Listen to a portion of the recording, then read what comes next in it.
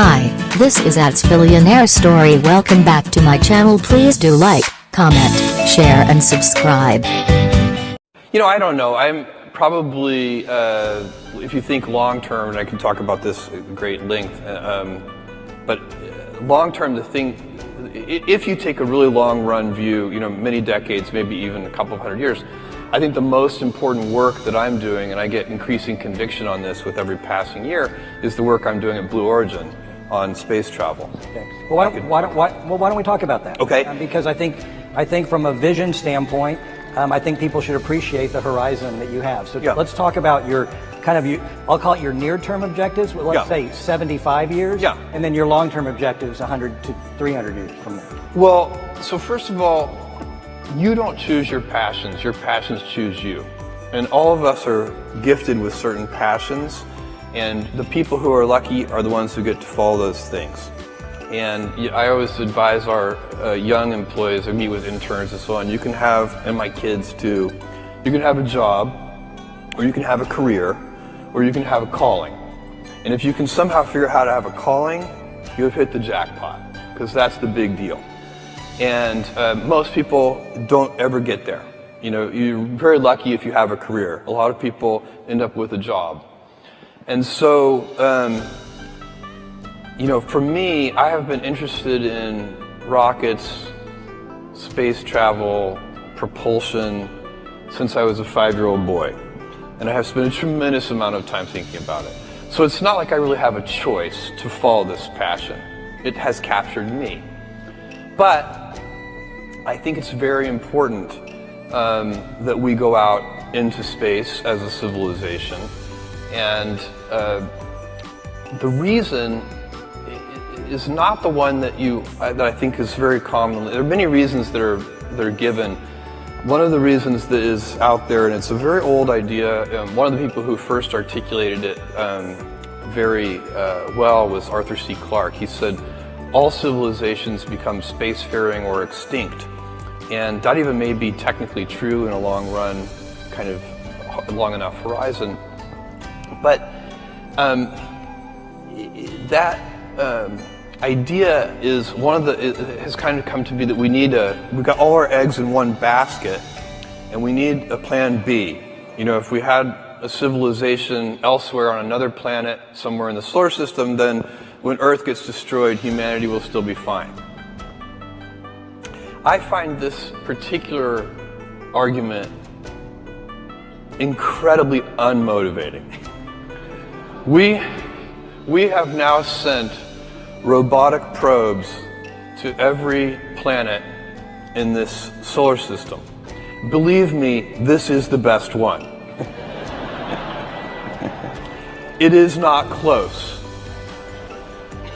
My friends who want to move to Mars, I say, I have an idea for you. Why don't you first, for a year, move to the top of Mount Everest? Because the top of Mount Everest is a garden paradise compared to Mars. And so it's this planet is a gem. This planet is unbelievable, and as you travel around, the more you travel around, the more you see how incredible it is. And I'm not even just talking about nature, I'm talking about the civilization we built and the urban cities that we have, and all of these amazing things. And so we need to protect it. Now, and I'm not even talking about protecting it from asteroids or nuclear holocaust or anything, although all those things are probably important and valid. But we don't need to worry about that because we have something more certain that is a problem. And that is, if you take current baseline energy usage on Earth today, global energy usage, and compound that at just 3% a year, then in just a few hundred years, you're going to have to cover the entire surface of the Earth in solar cells. That's how powerful compounding is. So, and by the way, we have been growing energy usage at a few percent a year for a long time. So, our civilization has a lot of advantages because we increase our energy usage. The human body, in a state of nature, if you are just an animal in the state of nature, your body, your metabolic rate, uses about 100 watts of power. But a modern person living in a developed country, you actually use your all-in civilizational per capita metabolic rate is 11,000 watts. We use a lot of energy. That's about as much energy as a blue whale uses. And so we have, there are billions of us, and most of us aren't even really living in the kind of lifestyle of a developed country yet, but they will be very soon, and we hope they will be. We want them to. And so you're going to face a choice, and you won't face this choice, and I won't face this choice, but your grandchildren's grandchildren will face this choice. Do you want to live in a world of stasis, or do you want to have 1 trillion humans living in the solar system? Because the solar system is big, Earth is small. We capture Earth's surface is so small, it captures a tiny, tiny fraction of the solar output. So once you go out into space, you have, for practical purposes, once again, unlimited resources. And the solar system can easily support 1 trillion humans. If you had 1 trillion humans, then you'd have 1,000 Mozarts and 1,000 Einsteins and so on and so on. That would be a dynamic, incredible civilization in which you would want your grandchildren's grandchildren to live in. I think ultimately, Earth becomes zoned, residential and light industrial.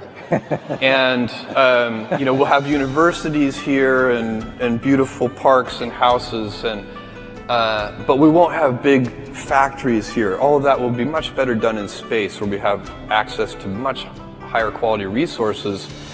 And so that's going to take several. That's a multi-100-year vision. And my piece of this vision is I'm taking my Amazon lottery winnings and I'm converting them into reusable rocket vehicles so that we can lower the cost of access to space. Because right now the price of admission to do interesting things in space is just too high. If I look at what Amazon was able to do 20 years ago, we didn't have to build a transportation network. It already existed. That heavy lifting was in place. We didn't have to build a payment system. That heavy lifting had already been done. It was the credit card system. We didn't have to put a computer at every desk. That had already been done too, mostly for playing games, by the way, and so on. So all the pieces of heavy lifting were already in place 20 years ago, and that's why, with $1 million, I could start this company. Today, and then there are even better examples on the internet over the last 20 years. Facebook started in a dorm room. I guarantee you 2 kids cannot build a giant space company in their dorm room. It's impossible. But I want to create the heavy lifting infrastructure, kind of do the hard part, so that the future generation, 2 kids in a dorm room, will be able to create a giant space company. So that's the goal. And then, because, thank you, you're not gonna achieve the vision that I just laid out of 1 trillion humans living in space and having this dynamic world without a big industry made up of thousands of companies. But it has to start with making the vehicles much more productive. And right now, you use a rocket once and you throw it away, and that is just a very expensive way to do business. So can I talk then about another element to get you to discuss your vision? This may not be germane to the work you're doing, but you are one of the great thinkers. Artificial intelligence. Yeah. Pros and cons. We've heard people talk about the great benefits. We've heard about disrupting and changing and leaving us all in a jobless society. We've heard autonomous weapons are a disaster. Yeah. Where do you fall on your vision of where artificial intelligence is going to go, and also some of the more cautionary and also some of the benefits? Well, you mentioned a few things there. Each of those is worth visiting because they're different. I think autonomous weapons are extremely scary. I think it's a big, and you, by the way, do not need general AI. So right now, the things that we know how to do, you should think of those things as what is called narrow AI.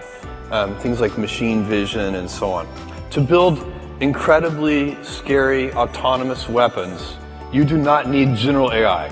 The techniques that we already know and understand are perfectly adequate. And these weapons, some of the ideas that people have for these weapons are in fact very scary. And so I don't know what the solution to that, but smart people need to be thinking about that, doing a lot of R&D. Is there a kind of, it'd have to be a big treaty like the Geneva Convention or something that would help regulate these weapons, because they're actually, they have a lot of issues. So that one I think is genuinely scary. The idea that there's going to be a general AI overlord that subjugates us or kills us all, I think is not something to worry about. I think that is overhyped. First of all, we don't know, we're nowhere close to knowing how to build a general AI, something that could set its own objectives. We have no idea. We don't even, it's not even a valid research area. We're so far back on that one. So I think that's a very long-term prospect that it could even happen. But second of all, I think it's unlikely that such a thing's first instincts would be to exterminate us. That would seem surprising to me. Maybe unemploy us. Much more likely it will help us, because we're perfectly capable of hurting ourselves. Maybe we could use some help. So I'm optimistic about that one, and certainly don't think we need to worry about it today.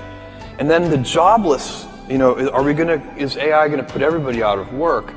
I am not worried about this. I find that people, all of us, I include myself, we are so unimaginative about what future jobs are going to look like and what they're going to be.